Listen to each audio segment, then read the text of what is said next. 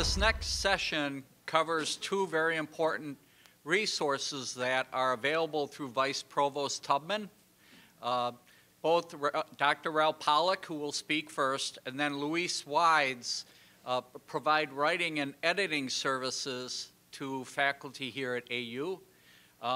Ralph has been doing it at AU for roughly 7 to 8 years. He's retired chemistry professor at UMBC, sorry, wrong school. And Luis has been doing it here at AU for a couple of years, I believe. But they both do great work, and they'll be each speaking a little bit about what services they do provide. But the takeaway I want to leave for the faculty and staff in the room that are submitting grants is that both of them are available for your use. If you're interested in engaging them and helping you write or edit your proposals, you should reach out to Anita Brown in John Tubman's office, and she will coordinate who can work with you. They have their own areas, I guess, of basic expertise, but they do cross over disciplines. And if John was here today, I know he would say that some of the time we don't use them enough as we should. And so they are available to the faculty and staff in this room that are regularly writing grants. So please use them. Please introduce yourselves to them, because that sort of resource, the writing and editing support, is not something that every university at this volume level does. And it's really a fantastic resource that both John and the provost greatly believe in. And so with all that being said, I'd like to turn it over to Dr. Ralph Pollack.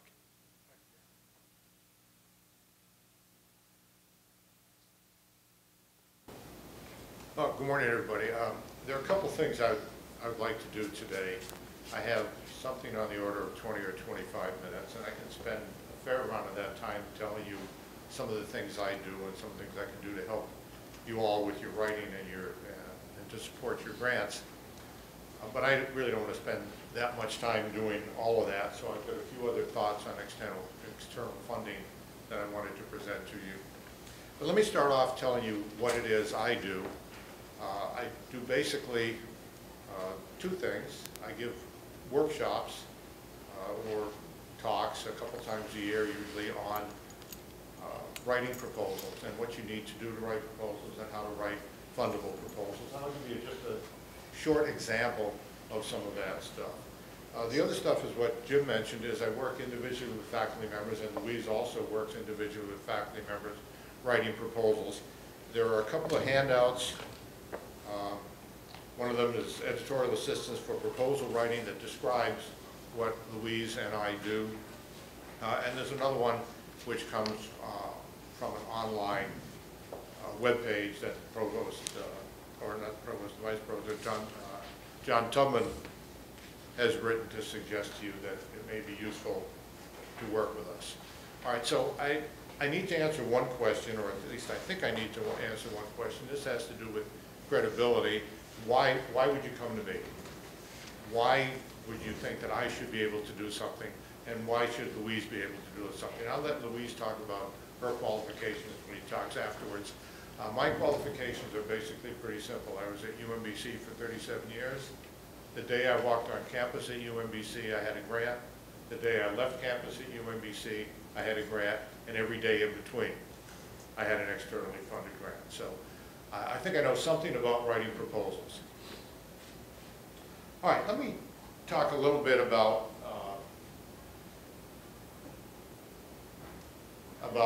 some of the things you might think about in writing proposals. And what this is a very brief summary of some of the things that I'll be talking about in workshops that I'll be doing this year, probably one later this fall and one in the spring. All right, what do we need to know about obtaining funding? Well, it depends on a lot of different things. And one of the things it depends upon, obviously, is the quality of your idea and your research plan. It also has to be suitable for a particular funding agency, so you need to make sure that you're writing to the funding agency. Every funding agency has a particular mission. And what you want to do has to further that agency's mission. So for the most part, not in every case, but for the most part, the agencies are supporting research. They're not supporting you. They're not interested so much in your career. They're interested in the research you're doing. The investigative characteristics are very important. You must have credibility. You must be the right person to do the kind of research that you're proposing. Really important is significance. And what I like to say about significance is it's the who cares factor. Why would anybody care if this work gets done? And finally, the quality of the written proposal. And the quality of the written proposal is what Louise and I can help you with. And we're not talking about just editorial assistance, just saying the grammar doesn't fit here, or this is a different word choice. We're talking about how can you write the proposal to make everything up here stronger and clearer.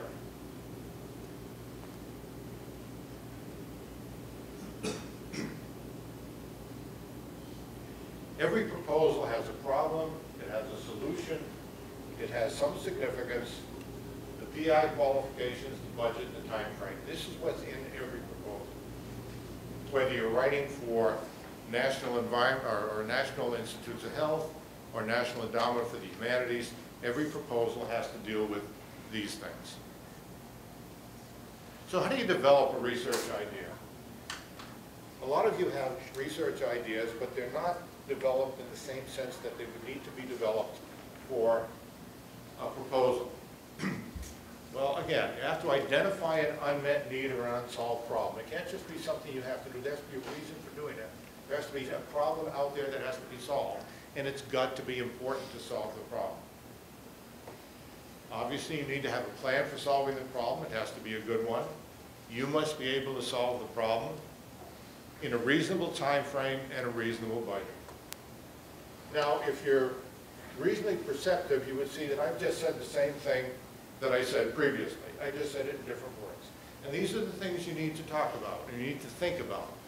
A problem, an unsolved problem that's important, a plan for solving the problem, you must be the right person, reasonable time frame and reasonable budget. Now, what a reasonable time frame and reasonable budget? That depends on the agency. How much money will they give you and how long will they give it for you? But you need to make sure that your budget and your time frame match the scope of the work you're doing. And I say it needs to fit in with a long-term plan because agencies want to see that this is part of an overall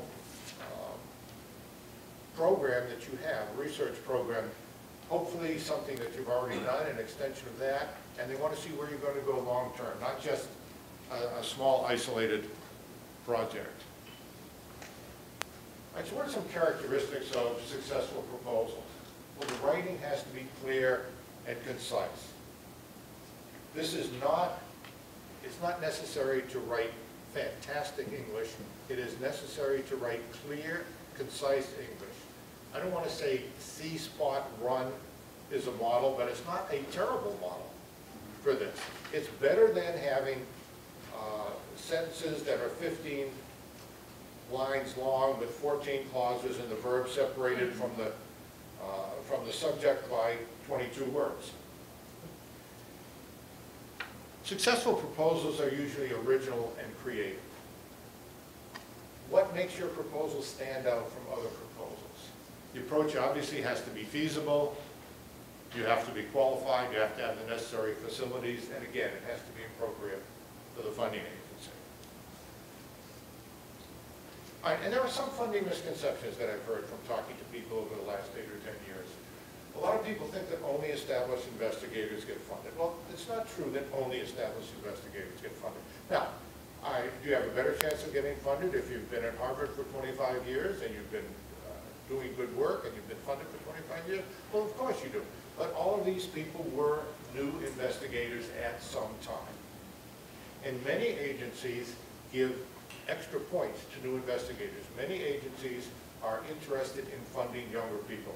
There are some agencies or some programs that are solely for younger people or newer people. It's not true that only scientists get funded. The rate of funding for scientists is higher than the rate of funding for humanists, for instance, but it's not extraordinarily different. It might be 15 or 20% for most scientists, and it may be 10 or 15% for people in other areas. It's certainly not true that only people at major institutions get funded. There are programs that many agencies have that are for people at institutions that do not have PhD programs.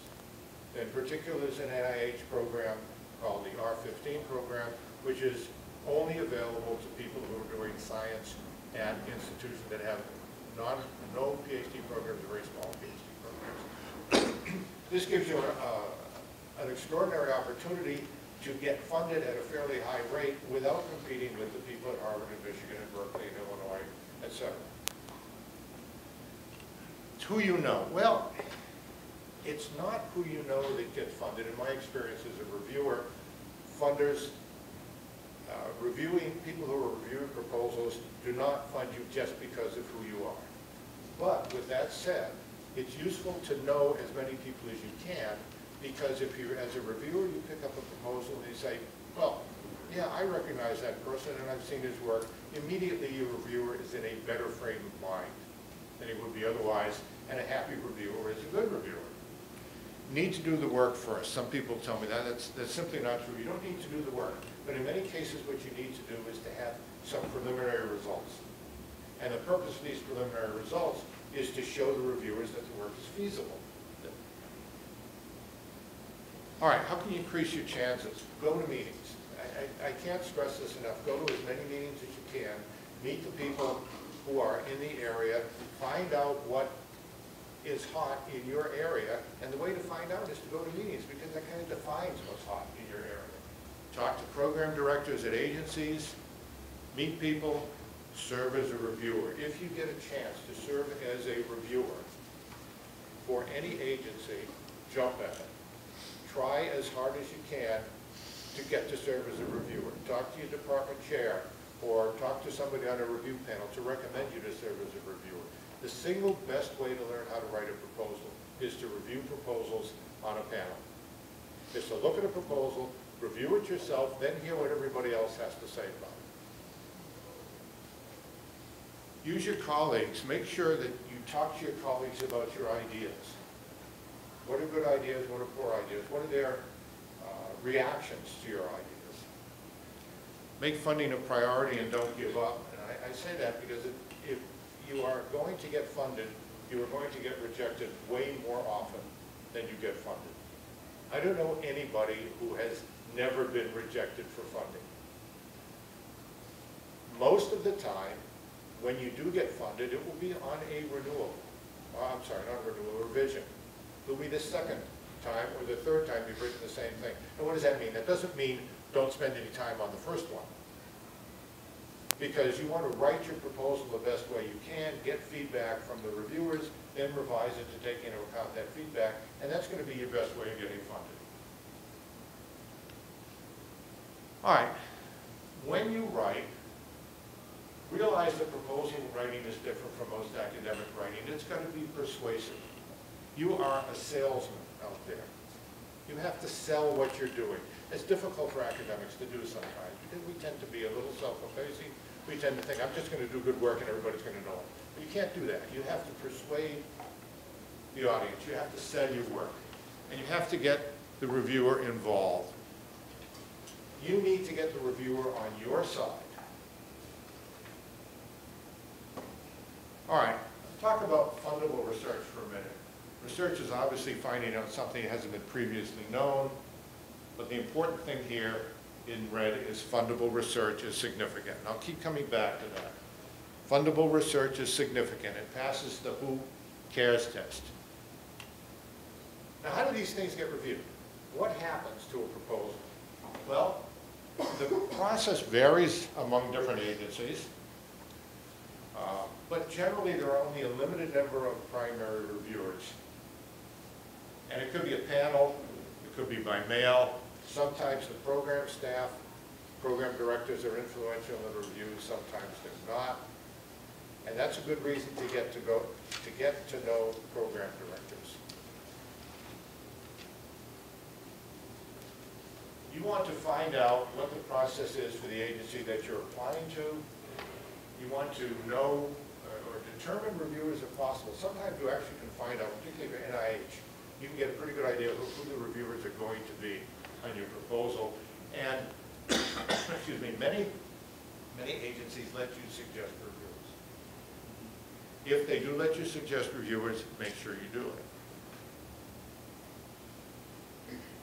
All right, so what are reviewers looking for? I know Louise is going to talk a little bit about this also, and she's got a different way of looking at this.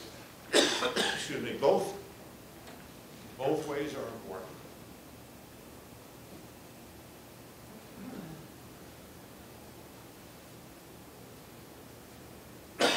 They're looking for the significance of the problem, probably more than anything else.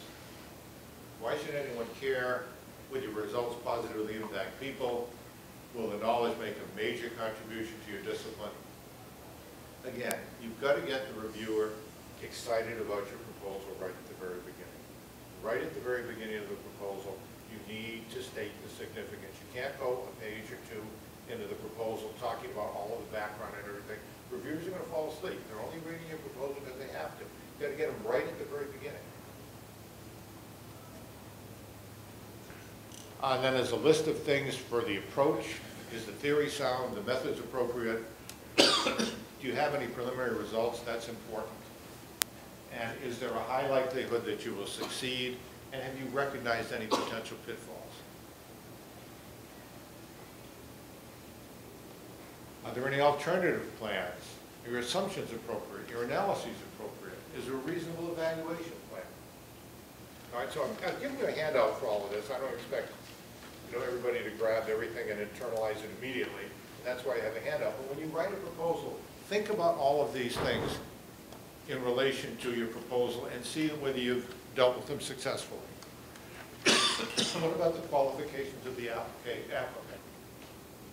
Do you have background and expertise to do the work? Collaborators been identified? What's your prior publication record? How productive have you been? Do you have access to all the right facilities? Are there any important strengths of the institution, such as the HPC? And finally, creativity and innovation. Is the approach to the problem pedestrian, or is it an approach with special advantage? Are your methods new? Do you have any broader applicability of what you're doing? What makes your proposal stand out from others in the same area? What's going to make reviewers remember your proposal? If you get reviewers that go to a panel and somebody starts talking about your proposal and somebody else goes, oh yeah, that was the proposal with the dancing monkeys. Okay, you'll remember that. You'll probably remember I said dancing monkeys for the next week. But what's going to be in your proposal that's going to make sure that the reviewers remember your proposal? All right, so how do you maximize your chances of getting funded? Give yourself plenty of time. And plenty of time is more time than you think. I always started writing a proposal about 3 months early. That didn't mean necessarily writing it, but it was thinking about it. If you start a month before, you can do it, but it's a whole lot better if you give yourself longer, particularly for longer proposals. Use your colleagues. Make sure you're writing for the reviewers. Whenever you write anything, you're writing for an audience. The reviewers are your audience.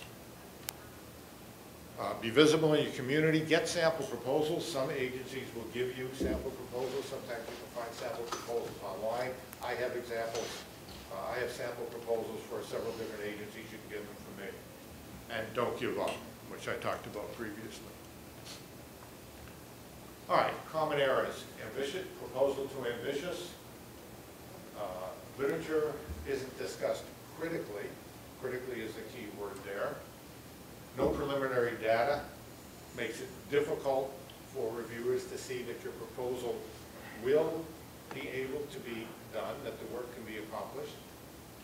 An unrealistic budget, I say insufficient scope, and many of you will look at it and go, well, you just said too ambitious, how does that fit in with insufficient scope? And how do you tell when something's insufficient scope or too ambitious? I can't tell you. Just pay attention to not doing too much and not doing too little, and you have to figure that out yourself. And lack of specificity is a really big one, using generalizations when you need to do something specific. All right, so how can Louise and I help you with this? Well, we can provide editorial help to help you improve organization, clarity, and general competitiveness. What I like to do is to work with people at the very earliest stages. That is, when you have an idea, about something, come and talk to me, and we can work with you there. Many times it will take several weeks just to talk about it, to get to what is the best way to sell it. There are often a lot of different ways of selling a proposal. It's important to spend some time thinking about what is the best way to sell a proposal. With that in mind, I'm available this afternoon and tomorrow morning. I think you're available also. Louise is also available for individual meetings with people. If you'd like to meet either with Louise or me, come up and see us now, or you can send me an email, and we'll set a time to just talk about the work you're doing and how you might think about selling this to a granting agency.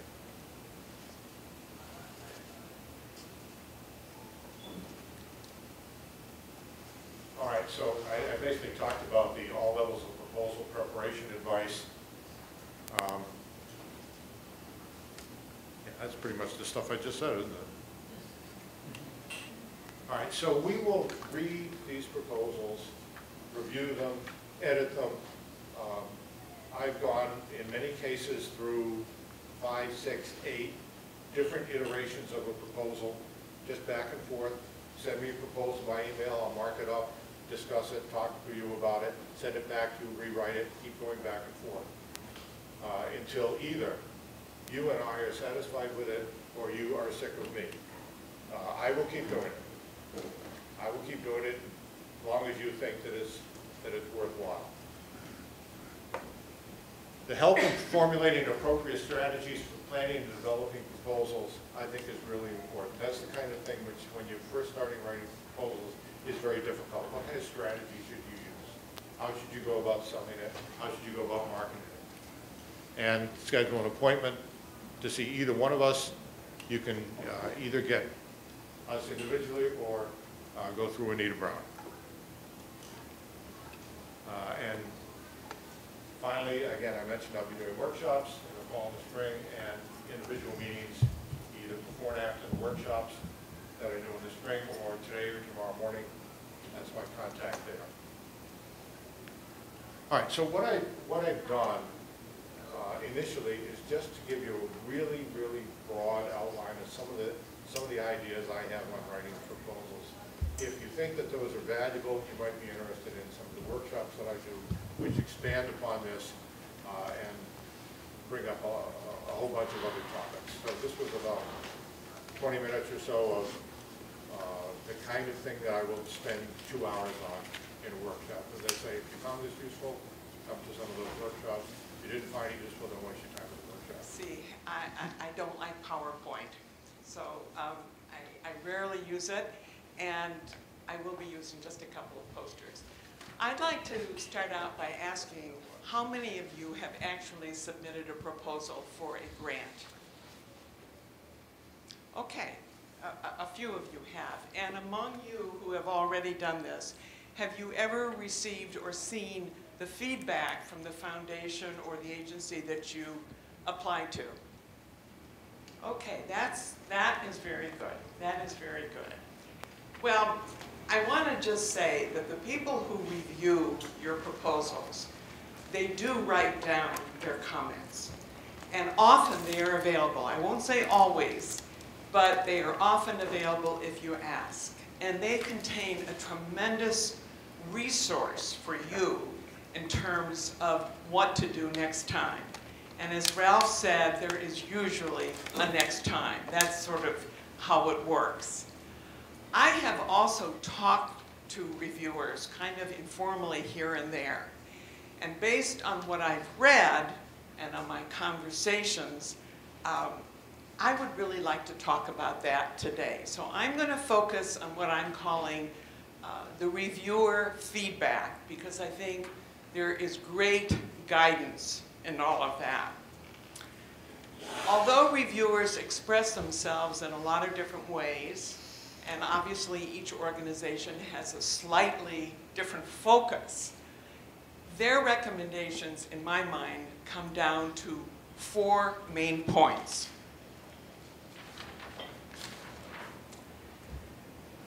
Or I guess I should say these are the 4 recommendations that I keep hearing from the reviewers. And the first one, I don't know whether you all can see it in the back, but it's also on that handout. The first one is to align the project with the funder's current themes or topics. The second is to clarify upfront, your purpose and objectives of whatever your project is. Third is to link your methodology to your objectives. And the last one is to write a clear proposal. So I'm going to spend the next few minutes talking about these 4 ideas and sort of circling back and explaining them a little bit more. The first point, the concept of aligning your project with the funder's mission and themes. The funder's interests do not remain constant. They may have an overall overarching mission, but they will select certain topics and themes which can vary from period to period. They often will establish a series of topics or themes, and that will guide the proposals that they accept for maybe the next 2 or 3 years. And that changes. And they do this because they want to be involved in the here and now. They want to be involved with where academia is going and where policy is going. So this is the way they actually shape the future of the world. I don't know whether any of you have ever worked on Capitol Hill or known friends who have worked on the Hill, but people who do that, they are very excited about their jobs because they get to write legislation and they get to write policy, and they feel like they are making the world a better place. Well, foundations do the same thing. You don't know their names, but that's what they're doing. And when they establish the themes for a coming year, that's in effect what they are doing to shape society. Well, this has great implications for you all as applicants, those of you here who are applicants. The first thing is that you need to be sure that your project is aligned with these themes. And there is a great database that makes this an easy task. There is, and in fact, there isn't just one, but there's one that I'm certainly familiar with, which is here in Washington on K Street. It's called the Foundation Center. And their database is available through your library here at American University. And not only that, you can access the database from your home computer or from your office. And this will enable you to do all kinds of research to figure out the right match between your project and the foundation. So that's the first sort of implication. The second one is that you should be prepared to modify your proposal, even your project, in order to suit the themes that the foundation is putting forward. Now, when I say this, my guess is that your natural instinct is to balk. You know, why should I compromise something that I have been working on for months or even years? I've worked with faculty here at AU who are working on books, and it represents, you know, probably some combination of their PhD thesis and other research and lectures they've given.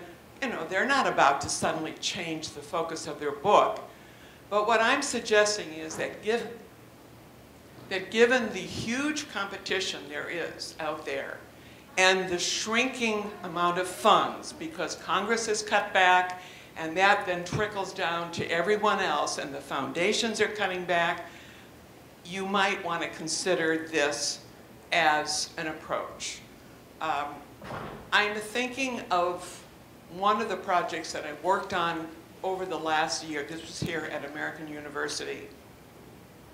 And it was actually two professors from two different parts of the university who were very interested in doing a film on a rather controversial subject.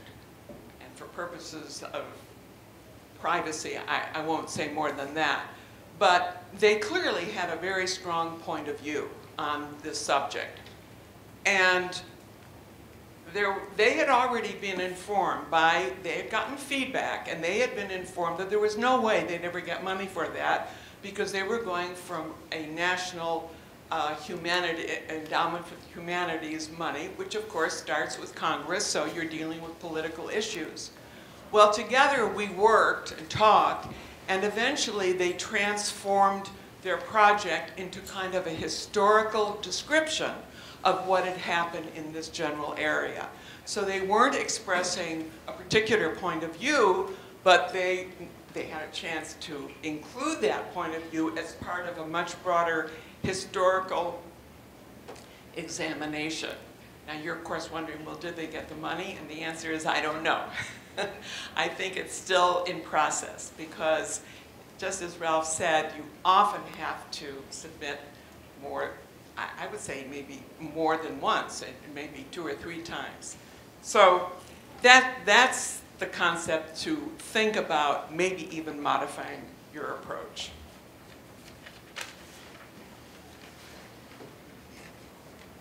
Now, on this second point, clarifying up front.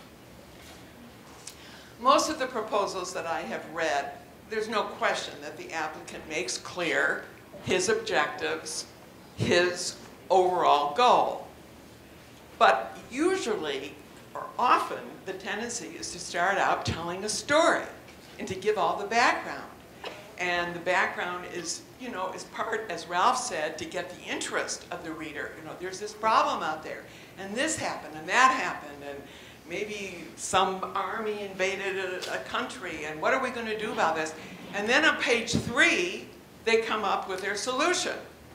Well, I want to tell you, that seems very logical. That's sort of a way that we all think. Let me tell you about a problem, and then I'm going to tell you how I'm going to fix this problem or solve it with my project. But the problem is that the reviewer may not want to slog through 3 pages of history and philosophy and different points of view, and they get kind of tired. And you have to keep thinking all the time that you are writing this proposal for a reviewer. This is not the same public that's going to read your final research project or your final book. You are writing for one person who has a stack of proposals, maybe a foot high, and they've got a lot of work and they're trying to get through it. And if they start out and have 3 pages of, single text, no headings, and finally on page 3, they find out what the purpose of this whole project is and what the objectives are, that's later than it should be. I recommend trying to get it on page 1. And if you can't do it on page 1, certainly page 2, but get it up front. So the next one is linking your methodology to your objectives. What one reviewer said on a project was it was not enough to simply list all the objectives on one page and all the methodology on another page. That reviewer said, we want to see how your methodology is actually going to reach your objectives. And I will tell you that that is tough. That is not such an easy thing to do. And in that context, I would like to give a plug to an earlier presentation we had this morning from Eric. I hope most of you were here. Eric Charles, who is from the Center for Teaching, Research, and Learning. And Eric mentioned, he had a long thing about all the things that his organization here at AU does. But one of the things that he talked about was determining the compatibility between data collection methods and analysis. And I spoke to him after his talk, and this is exactly the kind of thing that, to think in advance, how is the methodology of whatever I'm doing going to really link up to those objectives? Or another way of saying it, how it will link up with the analysis, the really mental, intellectual part. And you've got to put them together, and you can't just think of them as being part of a separate box. And what Eric said to us this morning is, I'm here to help you. So take advantage of that. I mean, he sounds like, I don't know him personally, but he sounded like a very smart and very caring guy. And I think that would be something that would be of help to you. So the last thing is writing a clear proposal. Now, my guess is that all of you have heard that many, many times, and you know that you're supposed to write a clear proposal.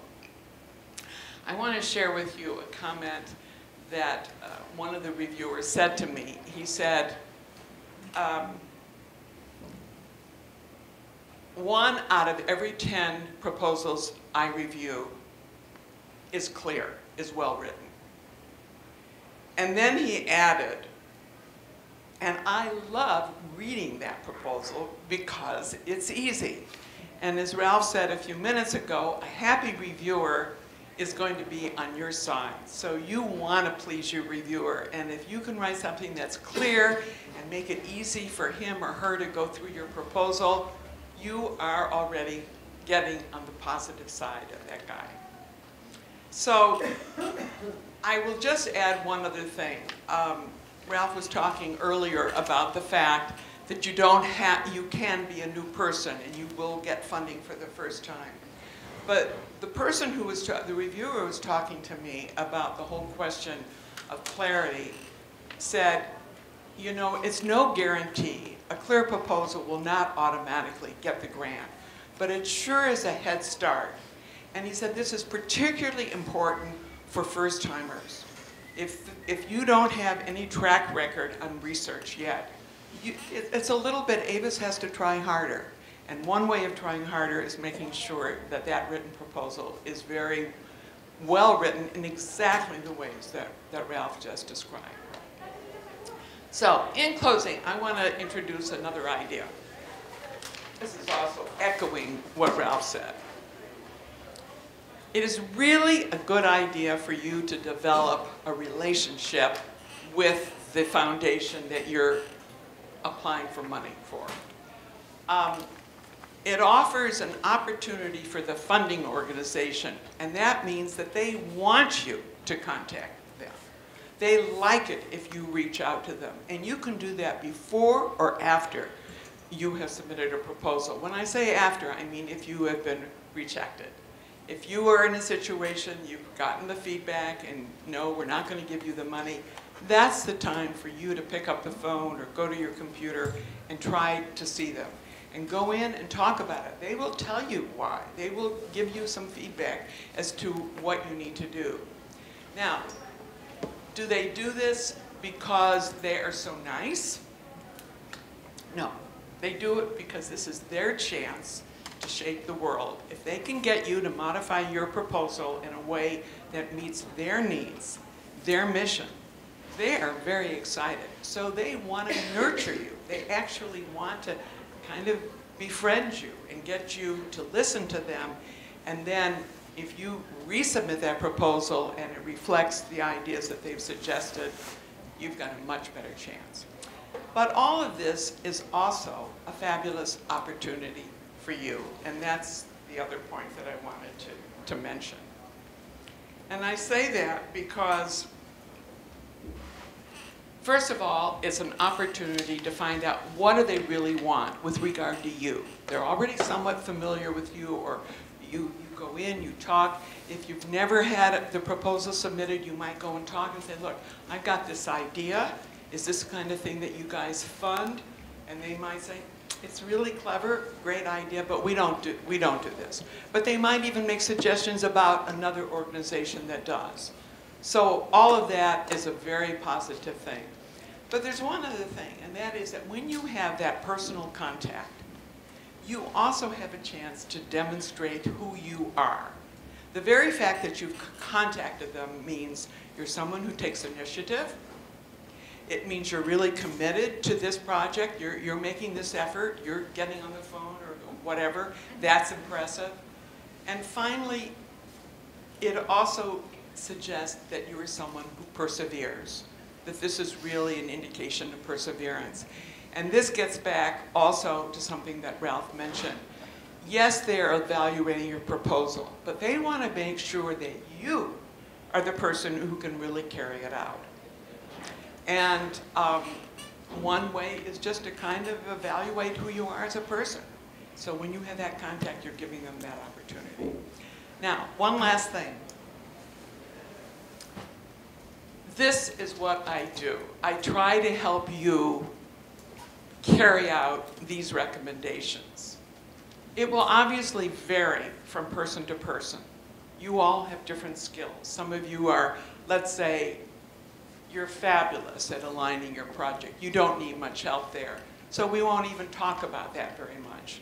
But I try to respond to what you need and also what you say you need. If you say, I don't want to talk about any of this, all I want you to do is just help me write a clear proposal. Okay, 2 more minutes. So that's what I'll do. It's what I've been doing over the last almost 2 years. I've worked with more than a dozen faculty from arts and letters, arts and sciences, from COGOD, from the law school, from SIS. I mean, it's been all over. And this is basically what I've learned and what I hope to continue to do. So, are there any questions that any of you have? I am going to write up here right now the link to the Foundation Center so you can at least go and look at it online and get a feel for what kinds of resources they offer you. And as I say, you can access them here through American University. Yes? Hi, Gordon Tama, I'm in SIS, and question for either of you. Ralph, you talked particularly about this, the idea of a solution being in the proposal. And my research is on U.S. foreign policy, and usually what I think of as that I'm trying to achieve in my research is improving understanding of something, adding to understanding of some aspect of U.S. foreign policy making. But I'm not sure what the solution, what could be a solution in that sense. So for instance, if I'm looking at an issue like trying to understand patterns of partisanship and bipartisanship in U.S. foreign policy, this could have implications about improving understanding of the conditions that facilitate foreign policy bipartisanship. Would that be a solution, or is there something else that needs to be part of a proposal that is characterized as a solution? Yeah. Well, what's the problem first? So what's the need for your work? Isn't that the problem I have to need? Yeah, so one need for the work would be that we don't have a good understanding of why certain policy issues break down more on partisan lines or attract more bipartisan support in Congress. And my research is trying to improve our understanding of the conditions or circumstances that facilitate or allow for more bipartisanship in foreign policy. It's something that the existing literature doesn't explain well. So I'm trying to illuminate something that we don't currently understand well. But I'm not sure if that fits as what you're thinking of as a problem. Obviously, there's a need for it because we've got a Congress that doesn't talk to each other across the aisles. So your solution is to provide information that will help them communicate. So I would think about it as the need is lack of, or the need or problem is lack of communication, and the solution is information that will enhance this communication. It doesn't. I mean, I talk about problems and solutions and things kind of from a scientific perspective where it's really straightforward. But the same thing applies in much less straightforward areas. It's not necessarily a hypothesis and a solution. I think that would work fine. Want to comment on that?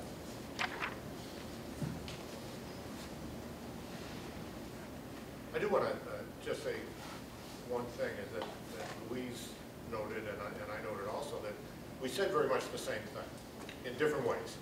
We did not talk to each other about this before we presented it.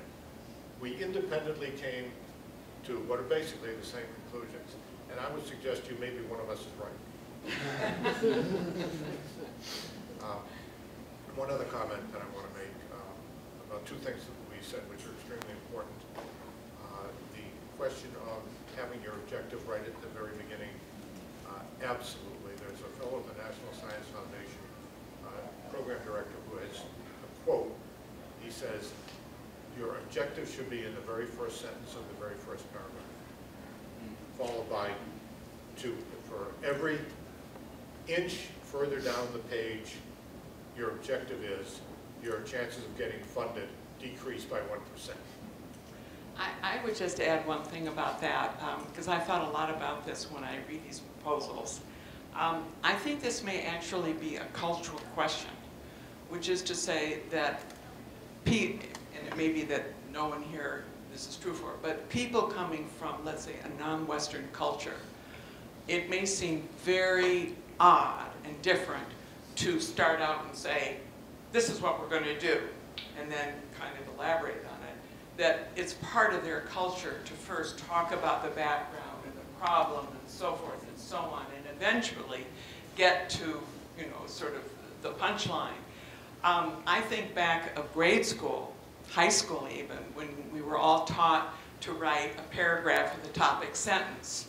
And you had to make a great statement, and then you had to provide, you know, the ideas that supported either illustrations or arguments and whatever. So that, to a large extent, those of us who came through the American school system were kind of primed to think this way. First you make your statement, and then you go back and kind of support it.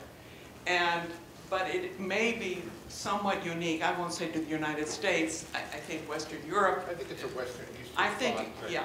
So I think that for those faculty who have come from a very different kind of approach, this may feel awkward and may be a bit of a stretch, but it's all the more reason that I think that Ralph and I can be helpful, because the people who are reviewing these projects are from a Western culture. I mean, that's they're the ones who are giving out the money. And so you as faculty, have to make sure that you're writing for them. I agree 100%. I found the same thing. And the other comment I wanted to say was Louise's discussion about making your project fit what the agencies want, making your project fit what the funding agencies want. In many cases, you do not have to actually change what you want to do. You just have to change the way you market it, the way you sell it. And we can help you with that. There are a lot of different ways of selling different things. And it's just a question of stress. And sometimes it's difficult to see it when it's your own project. It can be a lot easier sometimes to see it when it's somebody else's.